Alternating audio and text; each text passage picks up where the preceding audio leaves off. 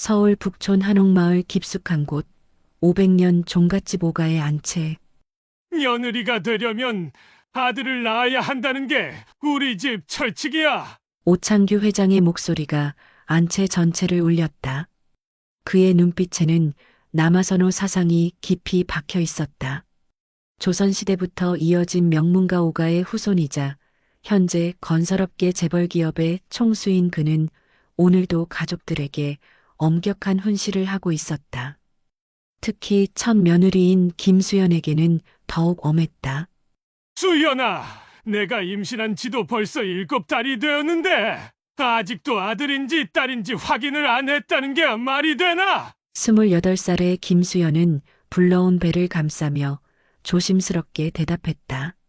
아버님, 의사 선생님께서 성별은 자연스럽게 기다리는 게 좋다고 하셔서요. 건강한 아이가 태어나는 게 가장 중요하지 않을까요? 오창규의 얼굴이 점점 굳어졌다. 건강한 아들이어야 한다는 말이야. 우리 오가의 대를 이을 수 있는 건 오직 아들뿐이라고. 그때 수연의 남편이자 오창규의 장남인 오민석이 끼어들었다. 아버지, 요즘 시대에 무슨 그런 말씀을 하세요. 아들이든 딸이든 우리 아이인데요. 뭐라고? 내가 지금 나한테 대드는 거야? 오창규의 화가 하늘을 찔렀다. 종가의 권위에 도전하는 것을 절대 용납할 수 없었다. 며칠 후 산부인과 병원. 축하드려요. 김수연 씨, 건강한 여자아이입니다. 아기가 아주 튼튼하게 자라고 있어요. 담당 의사의 밝은 목소리에 수연의 얼굴에는 환한 미소가 떠올랐다. 성별이 무엇이든 소중한 생명이라는 생각뿐이었다. 하지만 집에 돌아와서 이 소식을 전하는 순간 딸이라고? 오창규의 목소리가 얼음처럼 차갑게 변했다. 네, 아버님. 의사 선생님께서 아주 건강하다고 하셨어요. 건강한 게 무슨 소용이야? 딸 따위가. 그 순간 믿을 수 없는 일이 벌어졌다. 쾅! 오창규의 발이 수연의 불러온 배를 향해 날아갔다. 수연이 비명을 지르며 바닥에 쓰러졌다.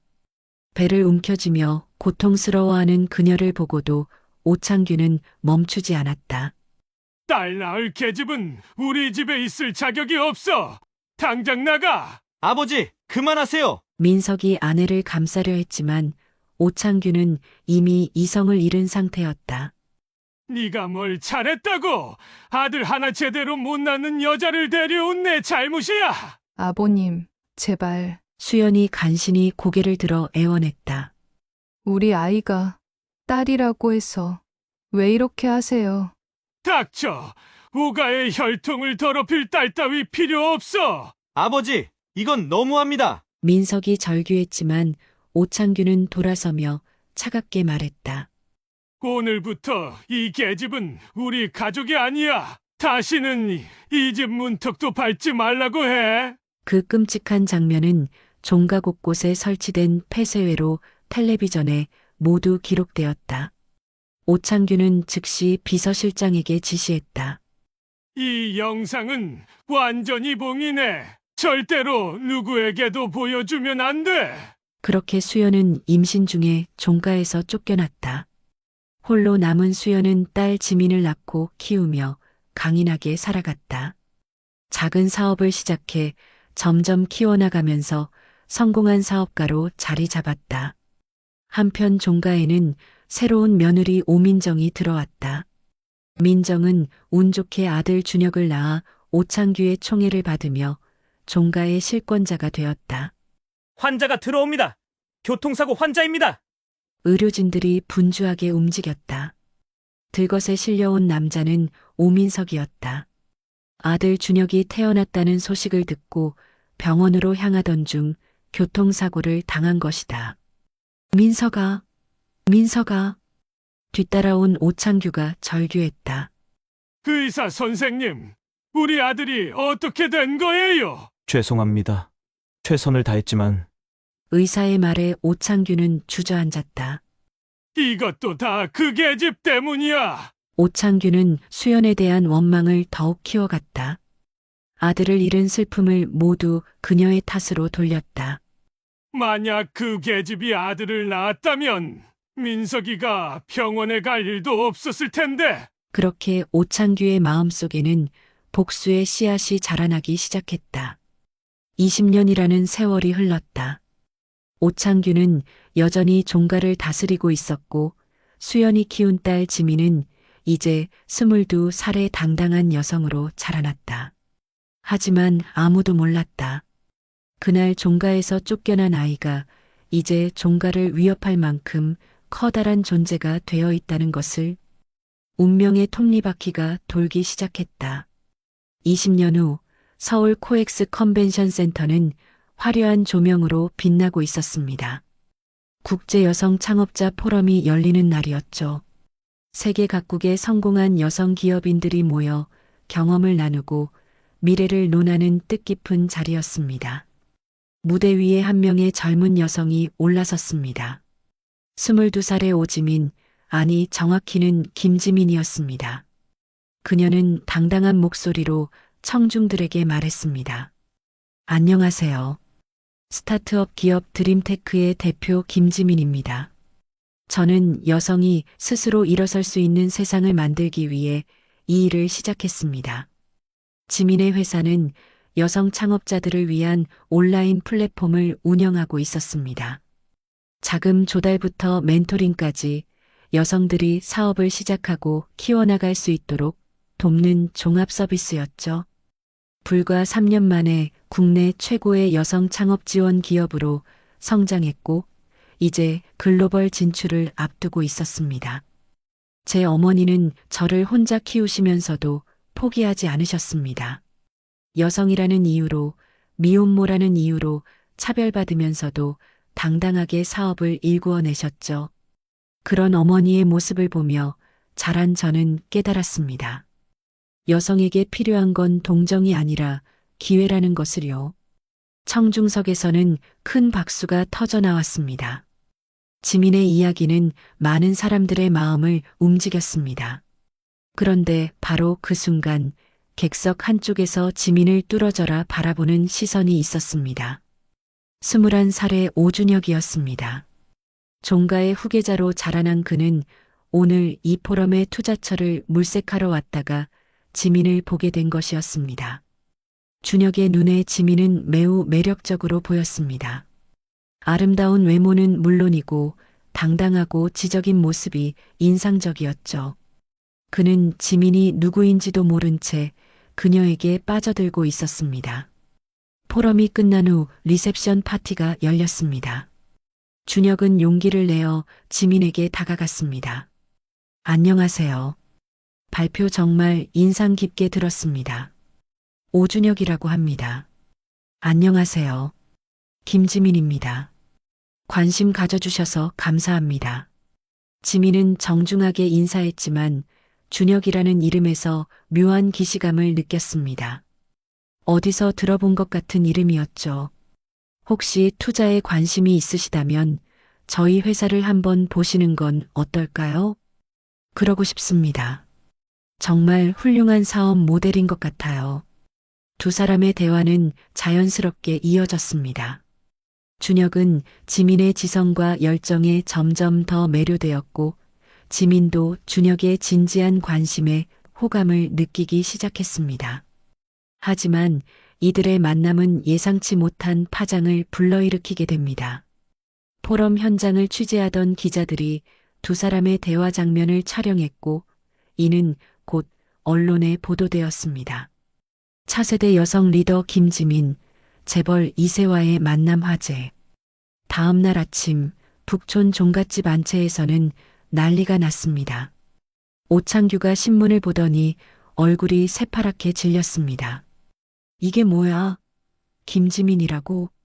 며느리 오민정도 기사를 보고는 경악했습니다. 설마 그 김수연의 딸이 아니겠죠? 같은 이름일 수도 있잖아요. 하지만 오창규는 이미 직감하고 있었습니다. 기사에 실린 지민의 사진을 보니 젊은 시절 김수현과 너무나 닮아 있었거든요. 당장 사람을 보내서 확인해봐. 그리고 준혁이한테 연락해. 곧 비서실장 유명한이 보고했습니다. 회장님, 확인 결과 김지민은 김수연 씨의 딸이 맞습니다. 그리고 더 놀라운 건 이 아이가 세운 회사가 업계에서 상당한 주목을 받고 있다는 점입니다. 얼마나 큰 회사라는 거야? 현재 기업 가치가 1,000억 원을 넘어섰고 글로벌 진출까지 계획하고 있다고 합니다. 벤처 캐피털들이 앞다투어 투자하려고 하고요. 오창규는 믿을 수 없다는 표정이었습니다. 20년 전 자신이 종가에서 쫓아낸 그 아이가 이렇게 성공한 기업인이 되어 있다니요. 그리고 회장님, 준혁 도련님이 그 아이에게 관심을 보이고 있다는 게 더 큰 문제입니다. 오민정이 급히 말했습니다. 준혁이가 그 아이를 좋아한다고요? 절대 안 돼요. 우리 집안의 원수인데. 바로 그때 준혁이 집에 돌아왔습니다. 어머니와 할아버지의 심각한 표정을 본 그는 의아해했습니다. 무슨 일이에요? 왜 그렇게 심각하세요? 준혁아, 내가 어제 만난 그 김지민이란 아이 말인데. 오창규가 천천히 입을 열었습니다. 그 아이는 우리 집안과 원수 같은 사이야. 절대로 가까이에서는 안 된다. 무슨 말씀이세요? 원수라니요? 준혁은 영문을 몰라 했습니다. 지민에 대해 호감을 느끼기 시작한 참이었거든요. 그 아이 어머니가 바로 20년 전 우리 집에서 쫓겨난 김수연이야.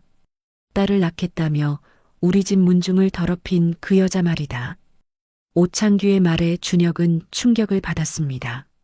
하지만 동시에 지민에 대한 관심이 더욱 커졌습니다. 금지된 열매가 더 달콤하게 느껴지는 법이니까요. 한편 지민도 집에 돌아가서 어머니 수연에게 그날 있었던 일을 이야기했습니다. 엄마, 오늘 오준혁이라는 사람을 만났는데 이상하게 익숙한 이름이더라고요. 수연의 얼굴이 순간 굳어졌습니다. 오준혁이라고? 혹시 오가 집안 사람 아니니? 오가요? 그게 뭐예요? 지민아, 그 집안 사람들과는 절대 엮이면 안 돼. 절대로. 수연의 단호한 말투에 지민은 궁금증이 더욱 커졌습니다. 도대체 무슨 일이 있었던 걸까요? 이렇게 운명적인 만남은 시작되었고 20년 전 종가에서 벌어진 비극이 다시 수면 위로 떠오르기 시작했습니다. 며칠 후 지민의 회사 드림테크 사무실에는 긴장감이 감돌고 있었습니다. 갑작스럽게 대형 투자회사에서 인수 제안이 들어온 것입니다. 그런데 그 투자회사의 배후에는 오가 그룹이 있었습니다. 대표님, 이상해요. 우리 회사 지분 전체를 사겠다는 제안인데 가격이 시세보다 훨씬 높아요. 동료이자 최고운영 책임자인 윤미래가 걱정스러운 표정으로 말했습니다. 29살의 미래는 지민과 대학 동창으로 함께 회사를 일군 든든한 동반자였습니다. 뭔가 수상하긴 하지만 일단 만나서 이야기는 들어보자. 지민은 신중하게 답했습니다. 하지만 마음 한편으로는 불안함이 엄습했습니다. 바로 그날 오후 놀라운 일이 벌어졌습니다. 인수협상 테이블에 나타난 사람이 바로 오준혁이었던 것입니다. 안녕하세요, 김지민 대표님. 다시 만나 뵙게 되어 반갑습니다. 준혁은 정중하게 인사했지만 그의 눈빛에는 묘한 의도가 숨어 있었습니다. 준혁 씨가 이 인수권의 담당자셨군요. 하지만 죄송합니다. 저희는 회사를 팔 생각이 없어요. 지민의 단호한 거절에 준혁은 당황했습니다. 그는 이번 인수를 통해 지민과 더 가까워질 수 있을 거라고 생각했거든요. 조금 더 생각해 보시면 어떨까요? 저희가 제시한 조건은 결코 나쁘지 않을 텐데요. 아니요. 이 회사는 단순한 사업이 아니라 제 꿈이 담긴 곳이에요. 돈으로 살 수 있는 게 아닙니다. 지민의 확고한 의지를 본 준혁은 다른 방법을 모색하기 시작했습니다. 그런데 이것이 바로 오창규와 오민정이 노린 함정이었습니다. 그날 밤 북촌 종갓집에서는 비밀 회의가 열렸습니다. 준혁아, 인수가 안 된다면 다른 방법을 써야 한다. 오창규가 음침한 목소리로 말했습니다. 할아버지, 무슨 말씀이세요? 그 계집의 회사를 망하게 만드는 거다. 세무조사를 받게 하거나 주요 거래처를 끊어버리거나 오민정도 거들었습니다. 제가 검찰 쪽에 인맥이 있으니까 뭔가 트집을 잡을 수 있을 거예요. 하지만 준혁은 망설였습니다. 지민을 좋아하게 된 마음이 진심이었거든요. 할아버지, 그런 방법은 너무 과하지 않나요? 과해. 그 계집애가 우리 집안에 얼마나 큰 치욕을 안겨줬는지 잊었나? 그리고 내가 그런 여자에게 빠져 있다는 것 자체가 집안의 망신이야. 오창규의 호통에 준혁은 더 이상 반박할 수 없었습니다. 며칠 후부터 지민의 회사에는 각종 압박이 들어오기 시작했습니다. 세무서에서 갑작스러운 세무조사 통보가 왔고 주요 거래처들이 하나둘씩 계약을 파기하기 시작했습니다. 대표님, 이건 분명히 누군가가 의도적으로 하는 일이에요. 미래가 붕괴하며 말했습니다. 저도 그렇게 생각해요. 하지만 누가 왜 이런 짓을 하는지 모르겠어요. 지민은 답답해했습니다. 그런 지민을 보며 미래는 한 가지 추측을 했습니다. 혹시 오준혁과 관련이 있는 건 아닐까요? 인수 제안을 거절한 후부터 이런 일들이 계속 벌어지고 있잖아요. 설마요. 준혁 씨가 그런 사람은 아닐 것 같은데. 하지만 지민의 생각과 달리 오가 그룹의 압박은 계속되었습니다. 결국 지민은 어머니 수연에게 도움을 요청했습니다. 엄마, 회사가 위기에 처했어요. 누군가가 고의로 우리를 괴롭히고 있는 것 같아요. 수연은 딸의 말을 듣고 즉시 직감했습니다. 지민아, 혹시 오준혁이란 사람과 만난 후부터 이런 일이 시작된 거 아니니? 어떻게 아세요? 그 집안이 바로 그런 식으로 사람을 괴롭히거든. 엄마가 20년 전에 당한 일이 바로 그거였어. 수연은 더 이상 숨길 수 없다고 판단했습니다. 딸에게 진실을 말해줄 때가 된 것 같았습니다. 지민아, 이제 엄마가 너한테 숨겨왔던 이야기를 해줄게. 내 아버지와 엄마가 어떻게 만났고 왜 헤어지게 되었는지 말이야. 수연은 천천히 입을 열었습니다. 내 아버지는 오가 집안의 장남이었어. 그리고 오준혁은 내 이복 동생이야. 뭐라고요? 지민은 충격을 받았습니다. 자신이 좋아하게 된 사람이 이복 동생이라니요. 그 집안 사람들은 내가 여자아이라는 이유로 엄마와 너를 쫓아냈어. 엄마가 임신 중일 때 배를 발로 차면서 말이야. 수연의 목소리는 떨렸습니다. 20년 전의 악몽이 되살아나는 것 같았습니다. 그리고 이제 그들이 다시 너를 괴롭히려고 하는 거야. 지민아, 그 집은 너를 2번 죽이려 할 거야. 지민은 모든 것이 이해되기 시작했습니다. 왜 어머니가 오가 집안을 그렇게 경계했는지, 왜 갑자기 회사에 압박이 들어오기 시작했는지 말입니다. 엄마, 그럼 제가 어떻게 해야 해요? 일단 내 절친한 친구 이은우한테 연락해봐. 전직 검사니까 법률적으로 도움을 받을 수 있을 거야. 이은우는 수연의 대학 동창이자 지민을 어려서부터 지켜봐 온 39세의 변호사였습니다. 검사 출신으로 현재는 법무법인을 운영하고 있었죠. 지민은 즉시 은우에게 연락했습니다. 은우 삼촌, 도움이 필요해요. 무슨 일이야, 지민아? 상황을 설명하자 은우는 심각하게 받아들였습니다. 오가 그룹이라 확실히 만만치 않은 상대네. 하지만 걱정하지 마. 법적으로 대응할 방법이 있어. 정말요? 불공정 거래 신고도 할 수 있고 업무방해로도 고발할 수 있어. 증거만 확실하면 말이야. 은우의 말에 지민은 희망을 가지기 시작했습니다. 한편 준혁은 점점 더 지민에게 집착하게 되었습니다. 가질 수 없다는 것을 알수록 더욱 간절해졌습니다. 그는 할아버지와 어머니 몰래 지민에게 연락하기 시작했습니다. 지민 씨, 저와 한 번만 만나주세요.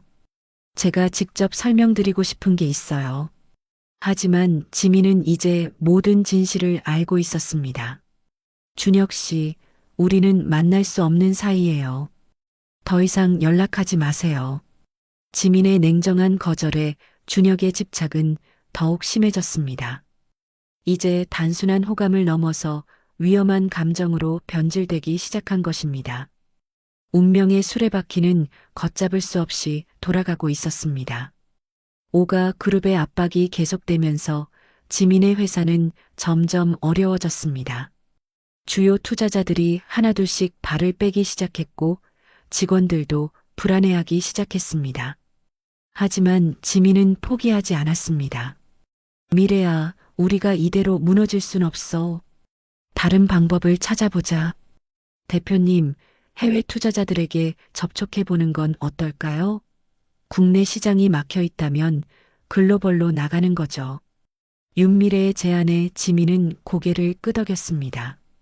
위기를 기회로 바꿔보자는 생각이었습니다. 그런데 바로 그때 준혁이 지민의 사무실로 불쑥 찾아왔습니다.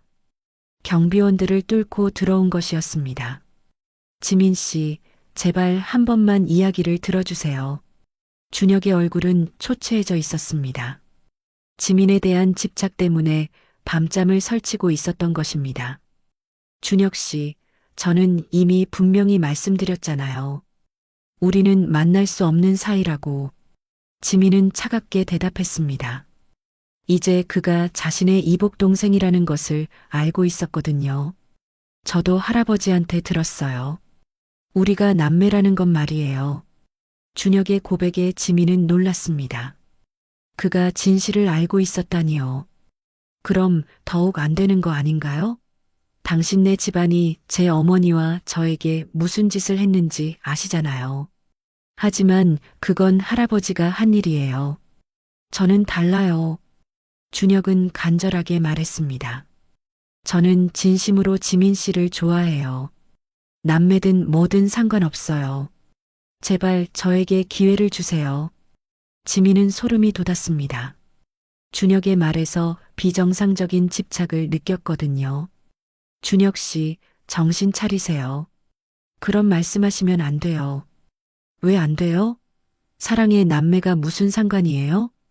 준혁의 말은 점점 위험해졌습니다. 오랜 종가 생활 속에서 비틀린 가치관이 드러나고 있었습니다. 당장 나가세요. 다시는 여기 오지 마세요. 지민이 소리치자 미래가 달려왔습니다. 대표님, 무슨 일이에요? 경비실에 연락해서 이 사람 내보내달라고 해. 미래는 즉시 경비실에 연락했고 경비원들이 올라와 준혁을 강제로 내보냈습니다. 하지만 준혁은 끌려가면서도 계속 소리쳤습니다. 지민 씨, 저는 포기하지 않을 거예요. 반드시 당신을 얻고 말 거예요. 그날 밤 지민은 불안해서 잠을 이룰 수 없었습니다. 준혁의 위험한 집착이 어디까지 갈지 몰라 두려웠습니다. 며칠 후 지민은 해외 투자자들과의 미팅을 위해 늦은 시간까지 사무실에 남아 있었습니다. 모든 직원들이 퇴근한 후 혼자 자료를 정리하고 있었죠. 바로 그때였습니다. 사무실 문이 열리면서 준혁이 들어왔습니다. 어떻게 들어온 건지 알 수 없었지만 그의 표정은 평소와 달랐습니다. 준혁 씨? 어떻게 여기에? 지민 씨, 이제 더 이상 참을 수 없어요. 준혁은 문을 잠그고 지민에게 다가왔습니다. 지민은 본능적으로 위험을 감지했습니다. 뭐 하시는 거예요? 당장 나가세요. 저는 진심이에요. 당신을 사랑해요. 남매든 뭐든 상관없다고요. 준혁의 눈빛은 비정상적으로 번뜩였습니다. 오랜 억압과 종가의 기형적인 교육이 만들어낸 괴물이었습니다. 미쳤군요. 당장 나가지 않으면 경찰에 신고할 거예요. 지민이 핸드폰을 꺼내려는 순간 준혁이 그녀의 손목을 붙잡았습니다.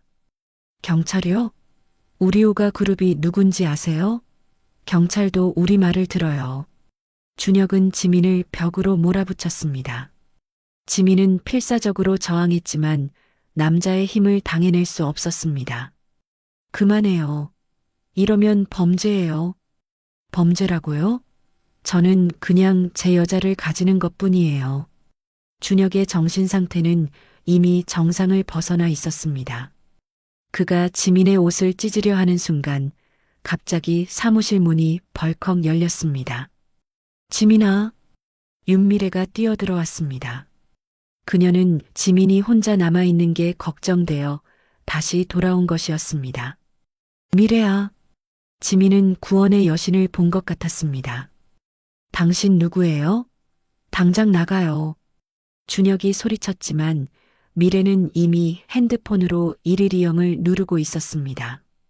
여보세요, 경찰서죠? 성폭행 미수 신고합니다. 강남구 테헤란로. 안 돼. 준혁은 당황해서 지민을 놓고 말았습니다. 그 틈을 타서 지민은 미래 쪽으로 달려갔습니다. 미래야, 고마워. 괜찮아? 다친 데 없어? 준혁은 이제 상황이 심각해졌다는 것을 깨달았습니다. 그는 황급히 사무실을 빠져나갔지만 이미 경찰에 신고가 된 상태였습니다.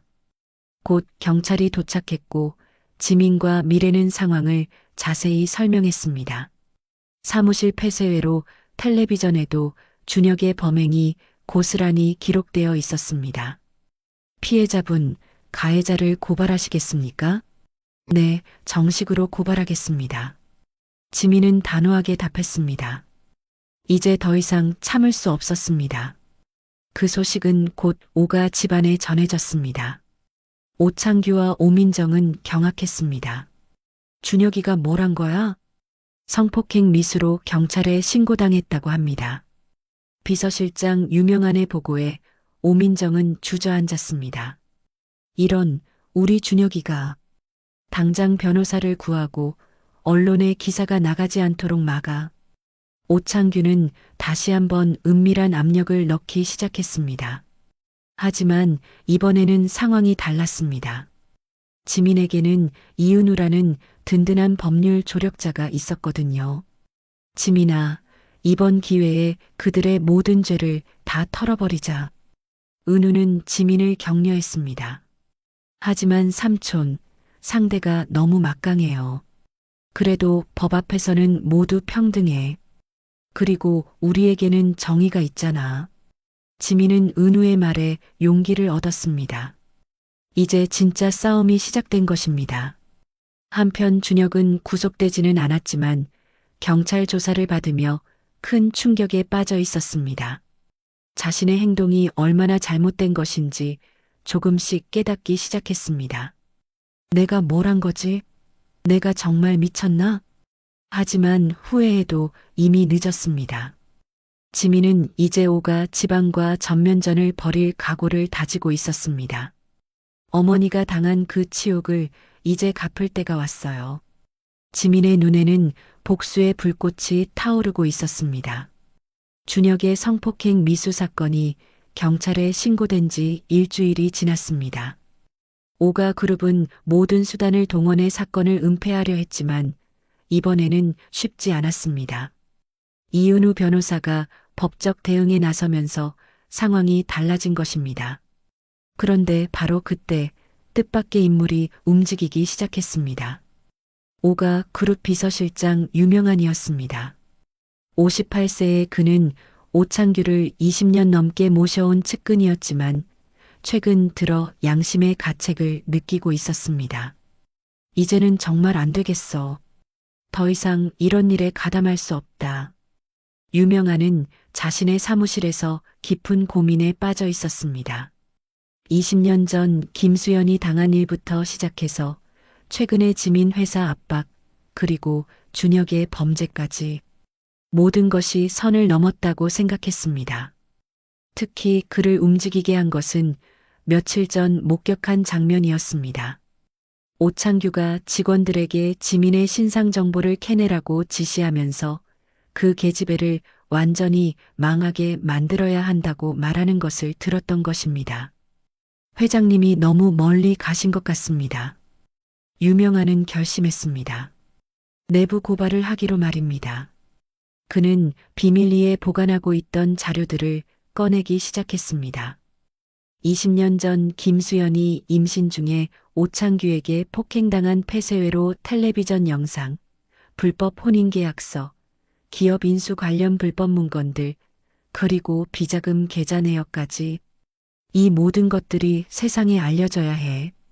유명한은 조심스럽게 영상 파일을 복원하기 시작했습니다. 20년 전 그 끔찍한 날의 기록을 말입니다. 한편 지민은 이은우와 함께 대응 전략을 세우고 있었습니다. 지민아, 이번 기회에 과거의 모든 진실을 밝혀내자. 내 어머니가 당한 일부터 말이야. 하지만 삼촌, 증거가 있을까요? 20년이나 지난 일인데요. 증거는 반드시 있어.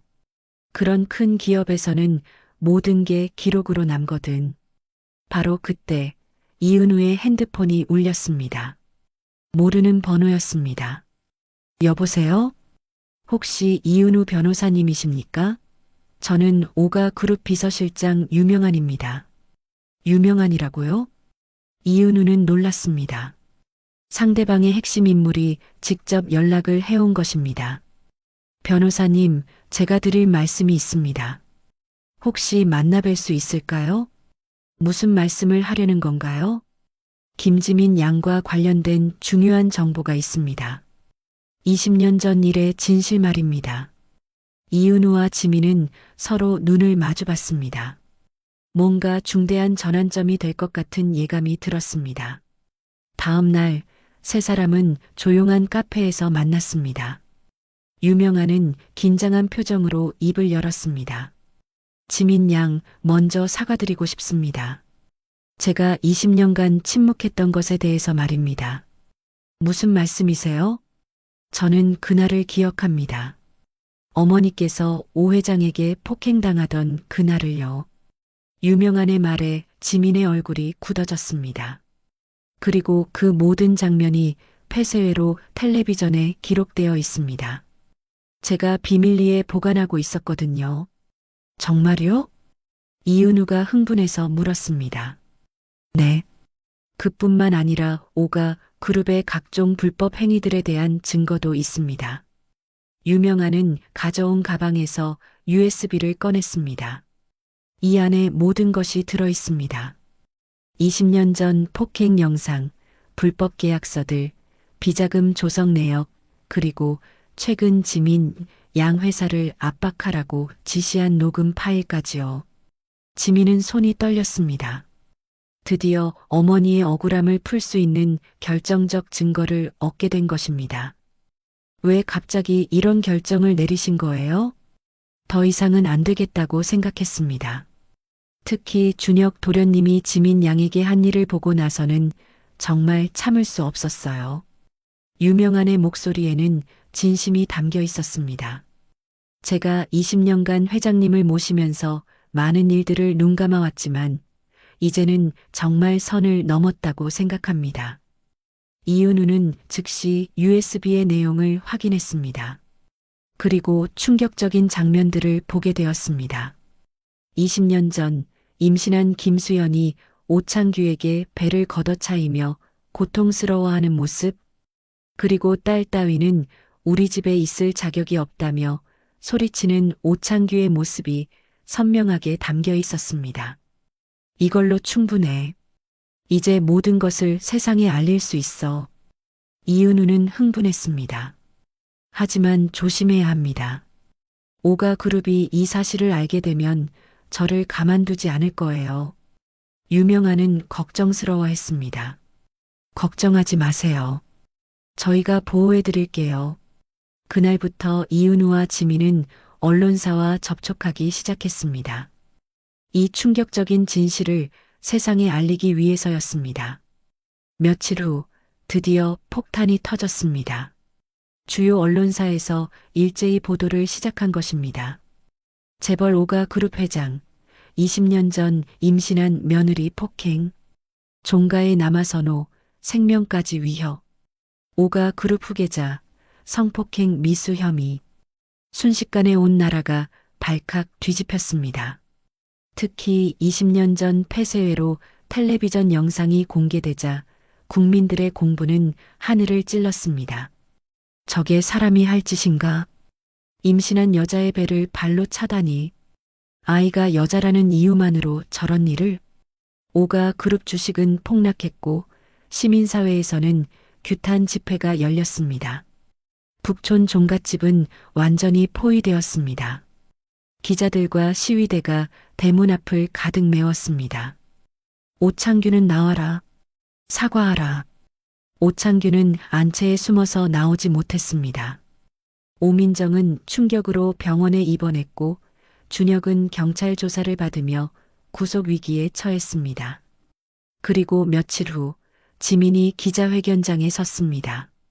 전국의 이목이 집중된 가운데 그녀는 눈물을 흘리며 말했습니다. 그때 엄마 뱃속에서 저는 죽을 수도 있었습니다. 종가는 생명을 씨앗이 아닌 성별로 판단했고 그 죄값은 제가 묻겠습니다. 지민의 증언은 온 국민의 마음을 움직였습니다. 댓글창에는 지지와 응원의 메시지가 끝없이 올라왔습니다. 지민 양 힘내세요. 정의가 승리할 거예요. 우리가 응원합니다. 드디어 20년간 묻혀있던 진실이 세상에 드러났습니다. 이제 오가 그룹의 운명은 기울기 시작했습니다. 지민의 기자회견이 끝난 후 온 나라는 오가 그룹 규탄 열풍에 휩싸였습니다. 하지만 지민의 마음은 복잡했습니다. 복수를 위해 시작한 일이었지만 이제는 더 큰 의미를 찾고 싶었습니다. 미래야, 나는 단순히 복수만 하고 싶지 않아. 윤미래와 함께 카페에 앉은 지민이 말했습니다. 무슨 말이야? 이 일을 계기로 진짜 의미 있는 일을 하고 싶어. 나와 같은 피해를 당하는 여성들을 도울 수 있는 일 말이야. 지민의 눈빛에는 새로운 결심이 담겨 있었습니다. 여성과 아이들, 그리고 미혼모들을 지원하는 재단을 만들고 싶어. 그게 진짜 내가 해야 할 일인 것 같아. 미래는 지민의 말에 깊이 공감했습니다. 좋은 생각이야. 우리 회사 수익의 일부를 그 재단에 기부하는 것도 좋겠어. 한편 오가 집안은 완전히 붕괴 직전이었습니다. 오창규는 연일 이어지는 언론의 공격과 시민들의 규탄에 지쳐 있었습니다. 이게 다 그 계집애 때문이야. 오창규는 여전히 현실을 받아들이지 못하고 있었습니다. 회장님, 이제 다른 방법을 생각해 보셔야 합니다. 비서실장 유명한이 사라진 후 새로운 비서가 조심스럽게 말했습니다. 다른 방법이라니? 사과문을 발표하고 피해 보상을 논의해 보시는 건 어떨까요? 절대 안 돼. 내가 왜 그런 것들한테 사과를 해야 하나? 오창규의 고집은 꺾이지 않았습니다. 그런 가운데 준혁은 구치소에서 깊은 자책에 빠져 있었습니다. 자신이 얼마나 끔찍한 일을 저질렀는지 이제야 깨닫기 시작한 것입니다. 내가 정말 미쳤구나. 어떻게 그런 일을 할 수 있었지? 준혁은 면회 온 어머니 오민정에게 말했습니다. 준혁아, 엄마가 변호사를 구해줄게. 걱정하지 마. 하지만 준혁은 고개를 저었습니다. 엄마, 이제 그만해요. 제가 잘못한 일이에요. 벌을 받아야 해요. 무슨 소리야? 내가 왜 벌을 받아야 하는데? 제가 지민 누나에게 한 일은 용서받을 수 없는 일이에요. 그리고 우리 집안이 누나와 수연 이모에게 한 일도요. 준혁의 말에 오민정은 당황했습니다. 아들이 갑자기 달라진 것 같았거든요. 제발 더 이상 변명하지 마세요. 이제 정말 끝내야 해요. 며칠 후 놀라운 소식이 전해졌습니다. 준혁이 종교에 귀의하겠다고 선언한 것입니다. 저는 제가 저지른 죄를 속죄하며 살겠습니다. 출소 후에는 수도원에 들어가서 평생 기도하며 지내겠습니다. 준혁의 진심 어린 참회에 오민정은 충격을 받았습니다. 아들이 완전히 달라진 것 같았습니다. 준혁아, 정신 차려. 내가 왜 그런 곳에 들어가야 하는데? 엄마, 저는 이제 새로운 사람이 되고 싶어요. 과거의 잘못을 되풀이하지 않는 사람이요. 그 무렵 오민정의 건강도 급격히 악화되었습니다. 연일 이어지는 스트레스로 인해 병원에 입원하게 된 것입니다. 의사 선생님, 제가 얼마나 더 살 수 있을까요? 스트레스성 질환이 심각합니다. 안정을 취하지 않으면 위험할 수 있어요. 의사의 말에 오민정은 절망했습니다. 아들은 구치소에 있고 시어버지는 현실을 외면하고 있고 자신은 병들어가고 있었습니다. 한편 지민은 본격적으로 재단 설립 준비에 들어갔습니다. 이은우 변호사가 법적 절차를 도와주었고 미래는 운영 계획을 세웠습니다. 재단 이름은 뭘로 할까? 지민재단이 어때? 간단하고 기억하기 쉽잖아. 좋아. 그럼 지민재단으로 하자. 지민은 어머니 수영과도 이 계획을 상의했습니다. 엄마, 재단에서 상담사로 일해주실 수 있으세요? 엄마만큼 미혼모들의 마음을 이해하는 사람이 없잖아요. 수연은 딸의 제안에 감동했습니다. 그래, 엄마가 겪은 아픔이 다른 사람들에게는 도움이 될 수 있겠구나. 네, 우리 같은 상처를 받는 사람들이 더 이상 없었으면 좋겠어요. 지민의 계획은 구체적이었습니다. 여성 창업 지원, 미혼모 자립 프로그램, 아동 교육 지원, 성폭력 피해자 상담까지 사회의 약자들을 위한 종합 지원 기관을 만들고 싶었습니다. 그런데 바로 그때 더욱 충격적인 소식이 전해졌습니다. 오창규가 스스로 경찰서에 자수한 것입니다.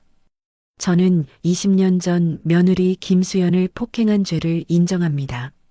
경찰서 앞에 나타난 오창규는 초췌한 모습이었습니다. 그날 그 발길질이 내 가문을 무너뜨렸구나. 오창규는 기자들 앞에서 중얼거렸습니다. 이제야 깨달았습니다. 제가 얼마나 잘못된 생각을 가지고 있었는지 말입니다. 오창규의 자수는 예상치 못한 일이었습니다. 그는 마침내 자신의 죄를 인정한 것입니다. 딸이라는 이유로 생명을 무시한 제가 잘못이었습니다. 김수연 씨와 김지민 양에게 진심으로 사과드립니다. 오창규의 사과에 지민은 복잡한 심경이었습니다. 20년간 기다려온 사과였지만 이제는 복수보다 용서가 더 중요해 보였습니다.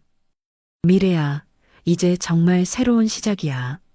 그래, 이제 우리가 만들어갈 차례야. 지민재단의 설립은 급물살을 타기 시작했습니다. 전국에서 후원금이 쏟아져 들어왔고 많은 전문가들이 참여하겠다고 나섰습니다. 지민 양의 용기에 감동받았습니다. 저희도 이런 의미 있는 일에 동참하고 싶습니다. 사회 각계 각층의 지지가 이어졌습니다. 오가라는 이름은 무너졌지만 그 자리에 새로운 희망이 싹트고 있었습니다. 지민은 이제 과거의 상처를 딛고 미래를 향해 나아가고 있었습니다. 복수는 목적이 아니었어. 정의를 실현하는 것, 그리고 더 나은 세상을 만드는 것이 진짜 목적이었어. 지민의 눈빛에는 희망이 가득했습니다. 오창규가 자수한 지 한 달 후 드디어 역사적인 재판이 시작되었습니다. 서울중앙지방법원 대법정에는 전국의 이목이 집중되었습니다. 이 재판은 단순한 개인의 범죄를 다루는 것이 아니라 우리 사회의 뿌리 깊은 남녀차별과 정근대적 가치관을 심판하는 자리였습니다.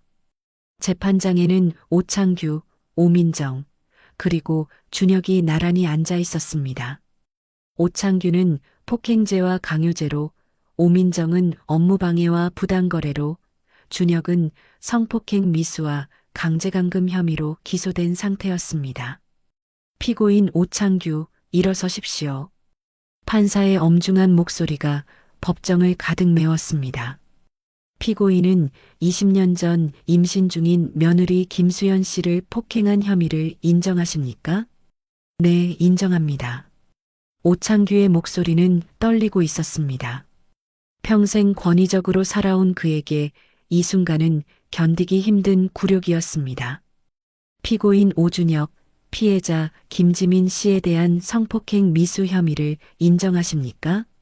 네, 깊이 반성하고 있습니다. 준혁도 고개를 숙인 채 답했습니다.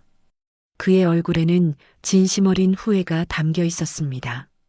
이어서 검사의 공소장 낭독이 시작되었습니다. 피고인들은 지난 20년간 조직적으로 피해자들을 괴롭혀왔습니다.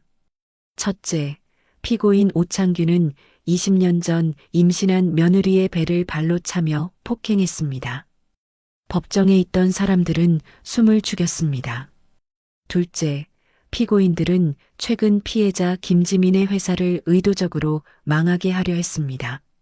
셋째, 피고인 오준혁은 피해자를 성폭행하려 시도했습니다.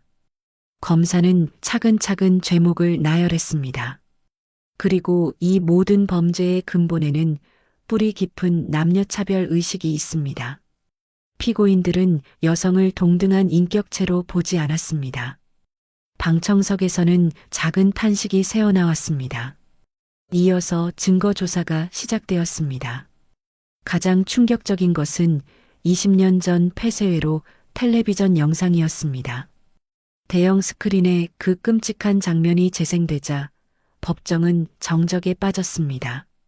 임신한 김수연이 아버님, 건강한 아이가 태어나는 게 가장 중요하지 않을까요? 라고 말하는 모습. 그리고 오창규가 건강한 아들이어야 한다는 말이야. 라며 소리치는 모습. 마지막으로 그가 수연의 배를 발로 차는 순간까지 정말 그런 일을 했단 말인가. 오창규 자신도 화면을 보며 경악했습니다. 20년이 지나서 객관적으로 보니 자신의 행동이 얼마나 잔혹했는지 깨달았습니다. 다음으로 유전자 검사 결과가 발표되었습니다. 검사 결과 김지민 씨는 오창규 피고인의 친손녀가 맞습니다. 이 발표에 방청석이 술렁였습니다. 친손녀를 그렇게 괴롭혔다는 사실에 사람들은 더욱 분노했습니다. 증인으로 나선 김수연의 증언은 가슴 아팠습니다. 그날 이후 저는 혼자서 아이를 키워야 했습니다. 미혼모라는 편견과 싸우면서 경제적 어려움을 극복하면서 말입니다. 수연의 목소리는 떨렸지만 단호했습니다. 하지만 저는 포기하지 않았습니다.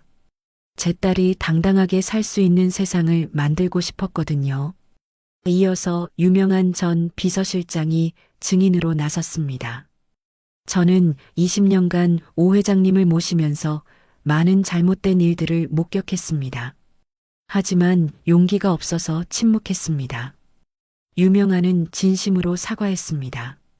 이제라도 진실을 말하게 되어 다행입니다. 더 이상 침묵할 수 없었습니다. 마지막으로 지민이 증인석에 섰습니다. 법정은 완전히 조용해졌습니다. 재판장님, 저는 이 자리에서 말씀드리고 싶습니다. 지민의 목소리는 또렷했습니다. 저는 복수를 위해 여기 선 것이 아닙니다.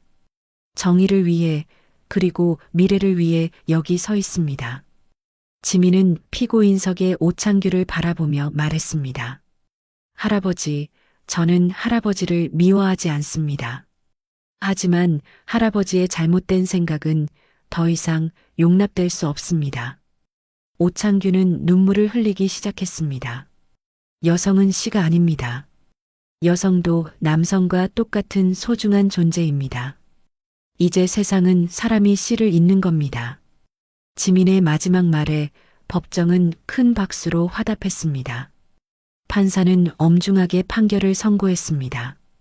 피고인 오창규에게 징역 3년을 선고합니다. 피고인 오준혁에게 징역 2년을 선고합니다. 피고인 오민정에게 징역 1년 6개월, 집행유예 3년을 선고합니다. 하지만 진짜 중요한 것은 다음 판결이었습니다. 오가 그룹의 전 재산은 몰수하여 사회에 환원하도록 명령합니다. 특히 김지민 씨가 설립하는 재단에 우선적으로 기부하도록 하십시오. 이 판결에 방청석에서는 환호성이 터져 나왔습니다.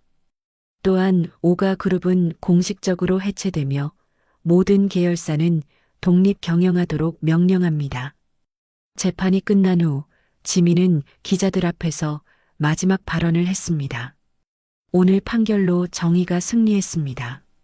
하지만 더 중요한 것은 이제부터입니다. 지민의 눈빛은 미래를 향해 있었습니다. 저는 이 사건을 계기로 우리 사회가 진정으로 변화하기를 바랍니다. 성별에 관계없이 모든 사람이 존중받는 세상, 그런 세상을 만들어 가겠습니다. 법정을 나서는 오창규의 뒷모습은 쓸쓸했습니다. 평생 지켜온 가문의 권위가 완전히 무너진 순간이었습니다. 내가 뭘 한 거지? 내가 정말 바보였구나. 오창규는 중얼거렸습니다. 이제야 자신의 잘못을 깨달았지만 이미 모든 것이 늦었습니다. 한편 준혁은 판결을 받고도 담담했습니다. 이제 정말 새로운 삶을 시작할 수 있겠어. 그는 진심으로 참회하며 새로운 길을 걸어갈 준비가 되어 있었습니다. 역사적인 재판이 끝났습니다. 이제 진짜 변화의 시작이었습니다. 재판이 끝난 지 1년 후 서울 중심가에 위치한 지민재단 건물은 희망으로 가득했습니다. 오가 그룹의 몰수 재산으로 설립된 이 재단은 이제 국내를 넘어 세계적으로 인정받는 여성 지원 플랫폼으로 성장해 있었습니다. 대표님, 오늘 재단 창립 1주년 기념식 준비가 모두 끝났습니다. 윤미래가 밝은 표정으로 보고했습니다. 그녀는 이제 지민재단의 운영이사로 일하고 있었습니다. 전국에서 후원자들과 수혜자들이 오신다고 하네요. 정말 감개무량해요. 지민은 창밖을 바라보며 깊은 감회에 젖었습니다. 1년 전만 해도 상상할 수 없었던 일들이 현실이 되어 있었습니다. 재단 상담실에서는 어머니 김수연이 미혼모들과 상담을 하고 있었습니다. 수연 상담사님 덕분에 정말 많이 달라졌어요. 상담을 받던 젊은 여성이 눈물을 흘리며 말했습니다. 처음에는 혼자서 아이를 키운다는 게 막막했는데 이제는 희망이 보여요. 그래요. 혼자가 아니에요. 우리 모두가 함께하고 있어요. 수연의 따뜻한 위로에 여성은 고개를 끄덕였습니다. 수연은 자신의 아픈 경험이 이렇게 다른 사람들에게 도움이 될 수 있다는 것에 보람을 느꼈습니다. 법률상담실에서는 이은우 변호사가 성폭력 피해자들을 위한 무료 법률 서비스를 제공하고 있었습니다. 걱정하지 마세요. 법이 당신을 보호할 거예요. 은우는 상담을 받으러 온 여성에게 확신에 찬 목소리로 말했습니다. 지민재단이 있는 한 혼자 싸우실 필요 없어요. 지민재단의 활동은 국내에 그치지 않았습니다. 동남아시아와 아프리카 등 개발도상국의 여성들을 위한 교육 프로그램도 운영하고 있었고 국제연합에서도 모범 사례로 소개될 정도였습니다. 지민 대표님, 내일 국제연합 여성권익위원회에서 기조연설을 해달라는 요청이 또 왔어요. 직원이 보고하자 지민은 미소를 지었습니다. 정말 꿈만 같아요. 1년 전만 해도 이런 일이 가능할 거라고 생각하지 못했는데 그날 오후 지민은 어머니와 함께 오랜만에 여유로운 시간을 보냈습니다. 엄마, 정말 고생 많으셨어요. 엄마가 아니었다면 지금의 제가 있을 수 없었을 거예요. 지민아, 엄마는 너를 키우면서 행복했어. 그리고 이제 우리가 하는 일을 보면서 더욱 보람을 느껴. 수연은 딸의 손을 꼭 잡았습니다. 우리가 당한 아픔이 헛되지 않았구나. 이렇게 많은 사람들에게 도움이 될 줄이야. 한편 북촌 한옥마을의 오가 종갓집은 이제 텅 비어 있었습니다. 오창규는 복역을 마친 후 이곳에 혼자 살고 있었습니다. 오민정은 건강이 악화되어 요양원에 들어갔고 준혁은 약속대로 수도원에 들어가 수도사가 되었습니다. 지금이라도 너를 지키고 싶다. 오창규는 빈 안채에 혼자 앉아 중얼거렸습니다. 이제야 자신이 얼마나 큰 실수를 했는지 깨달았지만 모든 것이 너무 늦었습니다. 그는 매일 신문에서 지민재단의 소식을 찾아보았습니다. 손녀가 이루어내는 성과들을 보며 자랑스러우면서도 깊은 후회를 느꼈습니다. 내가 그때 다르게 행동했다면, 지민이와 수연이를 보호했다면, 하지만 후회에도 되돌릴 수 없는 것이 시간이었습니다. 산속 수도원에서는 준혁이 새로운 삶을 살고 있었습니다. 오준수라는 새로운 법명을 받고 매일 기도와 명상에 잠겨 있었습니다. 하느님, 제가 저지른 죄를 용서해 주세요. 그리고 지민 누나가 행복하기를 기도합니다. 준혁은 진심으로 참회하며 새로운 사람으로 거듭나고 있었습니다. 드디어 지민재단 창립 1주년 기념식 날이 왔습니다. 코엑스 대강당에는 전국에서 온 사람들로 가득했습니다. 후원자들, 수혜자들, 그리고 지민재단의 활동에 감동받은 시민들까지. 무대에 오른 지민은 환한 미소로 인사했습니다. 안녕하세요. 지민재단 대표 김지민입니다. 큰 박수가 터져 나왔습니다. 1년 전 저는 개인적인 아픔에서 시작했습니다. 하지만 이제는 그 아픔이 희망이 되었습니다. 지민의 목소리는 감동으로 떨렸습니다. 종가라는 이름이 무너진 건 누군가를 짓밟았기 때문입니다. 우리는 이제 짓밟지 않고 함께 키울 겁니다. 청중들은 깊이 공감하며 박수를 보냈습니다. 여성도 남성도 모든 사람이 존중받는 세상, 그런 세상을 만들어가는 것이 지민재단의 목표입니다.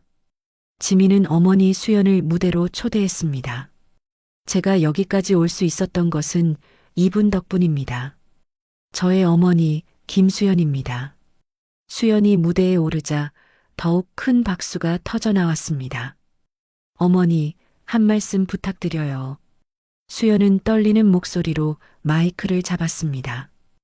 20년 전 저는 절망했습니다. 하지만 포기하지 않았습니다. 그리고 오늘 그 선택이 옳았다는 것을 확인했습니다. 수연의 말에 많은 사람들이 눈물을 흘렸습니다. 혼자서 아이를 키우는 모든 어머니들에게 말씀드리고 싶습니다. 포기하지 마세요. 여러분은 혼자가 아닙니다. 행사가 끝난 후 지민과 수연은 함께 재단 건물 옥상에 올라갔습니다. 서울 시내가 한눈에 내려다 보이는 곳이었습니다. 엄마, 우리가 해냈어요. 그래, 정말 해냈구나. 두 사람은 서로를 꼭 안았습니다. 20년간의 시련이 결국 이 순간으로 이어진 것이었습니다. 이제 시작이야, 지민아. 우리가 꿈꾸던 세상을 만들어가자. 네, 엄마. 함께요. 지민재단의 불빛이 서울 하늘을 밝게 비추고 있었습니다. 그 빛은 절망에 빠진 모든 여성들에게 희망의 메시지를 전하고 있었습니다.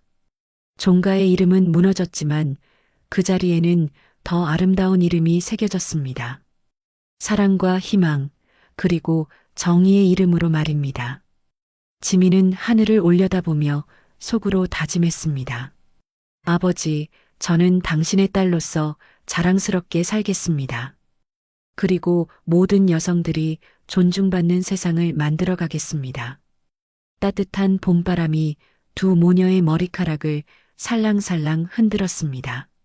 새로운 시작을 알리는 바람이었습니다.